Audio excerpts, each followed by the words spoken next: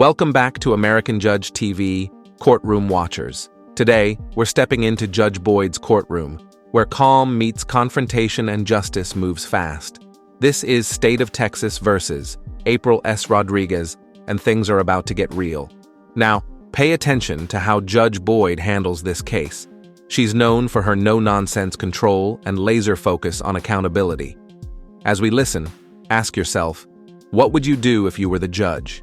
Hit that like button, subscribe, and let's dive in. In violation of condition number 2, on or about the 11th day of April 2024 in Bexar County, Texas, the defendant, April S. Rodriguez, did then and there illegally use a controlled substance, namely methamphetamine, in violation of condition number 2.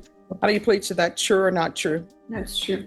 In Bexar County, Texas, the defendant, April S. Rodriguez, did then and there fail to report to the supervision officer as directed for the months of February, April, and May of 2025 in violation of condition number 4. How do you plead to that? True or not true? True.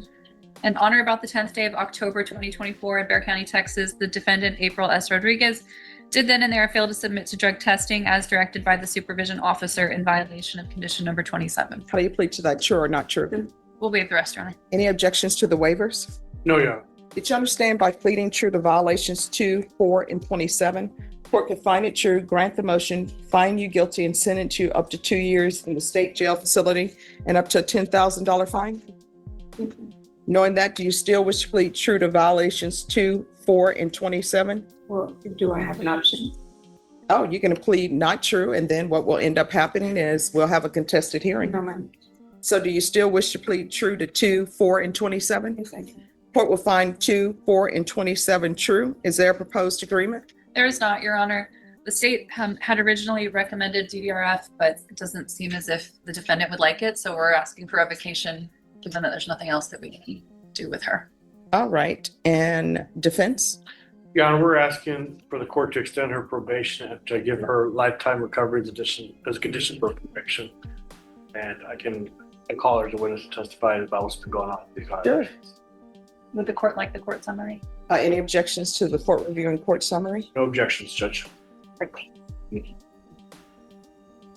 right. Could you raise your right hand? Yes, ma'am. Do you solemnly swear affirm the testimony you give will be the truth and nothing but the truth, so help you God? Yes. All right. You can lower your hand, state your name for the record. April S. Rodriguez. All right. You may proceed, defense. Thank you, Your Honor. Ma'am, when you were not reporting, what was going on with you during that period of time?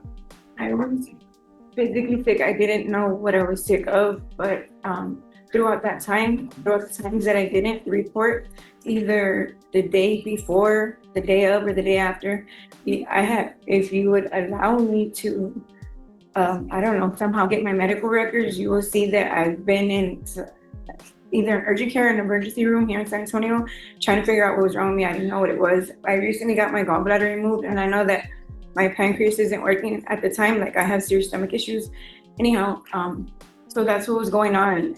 But everything happens for a reason. I do believe throughout that, when you gave me that MTR, I have been struggling to get off of methadone for 14 years, which I've been able to do throughout the time that I've been at the county. I mean, I don't know if it makes a difference, but I've been working just to keep my mind occupied. I just would like for you to be aware of the fact that even though I wasn't doing good, I was still reporting to the best of my ability. I would like for you to give me an opportunity to finish the rest of my term, if that's an option. And Okay, ma'am. So what was the medical condition you were diagnosed with? I had my gallbladder was removed. I don't know the proper terminology, but at the time my pancreas isn't working. I still have issues. Okay, and what did you do on probation? You did some things on probation, right? Yes, I did. I did my parenting. I did my domestic violence, and I recall you telling me that if I did my parenting, I didn't have to do my community service. I didn't. I did my psych eval with the Center for Healthcare Services. I don't have the date in memory, but I believe that the only thing I had left, I don't know if drug court was mandated, because throughout that time I picked up a CPS case, which my kids are currently under the custody of CPS. Mm-hmm. So whenever I asked my caseworker for drug court, he said it wasn't on the table. So anyhow, I did my parenting, I did my domestic violence, and I did my psych eval. I did 2 of them actually, one with CPS and one with Center for Healthcare Services. And Do you have any prospective job employments or sources of income, or how are you going to support yourself if you are returned back to probation? Well, I'll get a job. I don't have a warrant anymore. I have an ID. You know, that's something that I've been wanting to do for the longest time, but haven't been able to simply because at first I had a drug problem. Second, I had a warrant, but that's not the case anymore. Last one, Judge. Just a few questions, Your Honor. Ms. Rodriguez, when did you realize you had this gallbladder issue that you needed to have it removed? Well, at first, I really don't recall the date, but I didn't know what it was. I just know that I was really sick and they couldn't find out what was wrong with me until I had like a serious episode and they like removed it the next day. So that was like within those 3 months that I didn't report.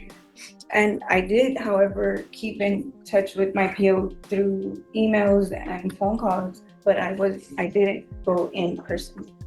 So the MTR alleges that you didn't report in November and December of 2024, February, April, May of 2025. Like it was more than 3 months that you didn't report. Right. Is that accurate? Yeah, it sounds like it is. Okay. So it also, the court summary also reflects the different efforts that the probation office made to get you to report. Do you remember those efforts that Yeah, they were from the- making? Yes, ma'am. Okay. And do you remember an encounter in January of this year where they actually made a face-to-face contact with you and explained to you the importance of reporting after many failed,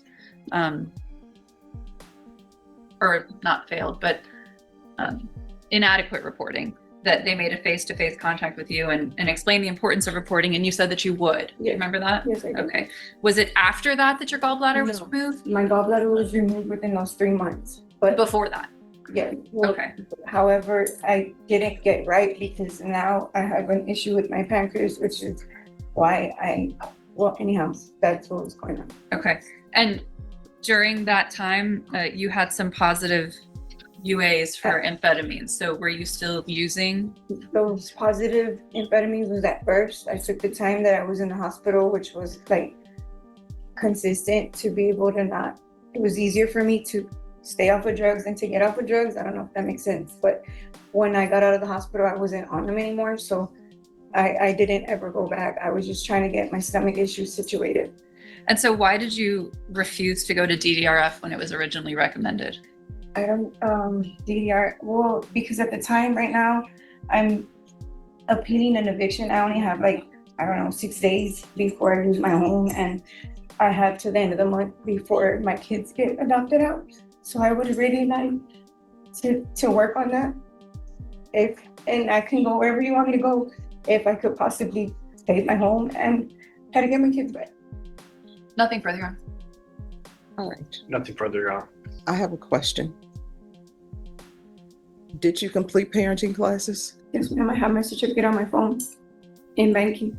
Oh, so you didn't tell probation you completed parenting. At the time when I was talking to her, I hadn't completed it. I took it. Did you turn anything in showing that you completed parenting? I just recently completed it, no ma'am. All right. And then there's the positive UAs in March, April, and May.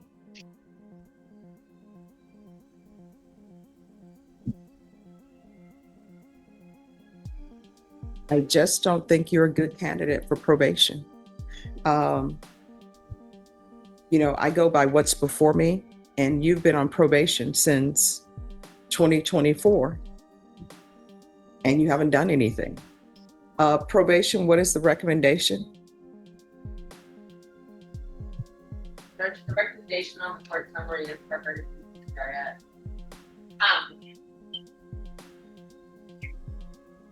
I would like to point out that there were several instances where we tried to get Ms. Rodriguez to do the Center for Healthcare Services appointments, and 3 separate times there was failure to report to those for the mental health evaluation.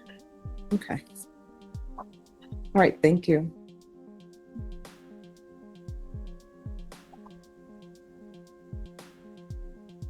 All right, so Ms. Rodriguez, here's the thing. People can only help you if you reach out for the help. If you don't, after they've set appointments after appointment for you, there's nothing else for the court to do. The court is finding 2, 4, and 27 true. The court is going to grant the motion, find you guilty, and revoke. State, what are you requesting for time? Your Honor, would ask for 18 months. Defense, what are you requesting? We'd have for the minimum, Your Honor, 6 months. All right, the court will sentence you to 18 months in the state jail felony. The court will give you credit for any time served. There's to be no unsupervised contact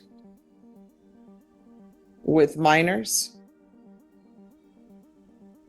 and no residing in household with minors.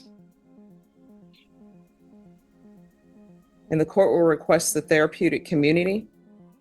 Did you review the document entitled Trial Court Certification of Defendant's Rights to Appeal with your attorney? Did you understand it and sign it? Yes, ma'am.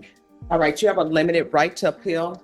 That right to appeal is as it relates to the allegations in the motion, not the fact that you're on deferred adjudication.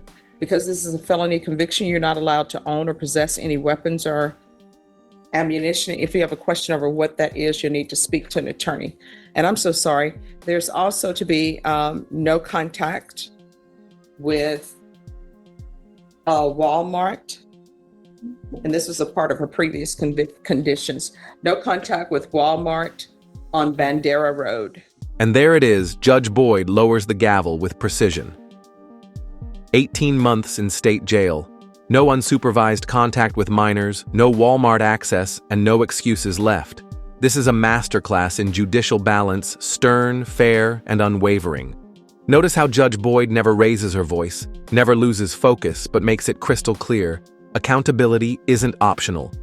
What did you think of her decision? Was this justice served? Or did April deserve one more shot at recovery? Drop your thoughts in the comments, and don't forget every case tells a story. But in Judge Boyd's courtroom, actions speak louder than words. Subscribe for more courtroom breakdowns like this sharp insight. Real law, real emotion. See you in the next hearing.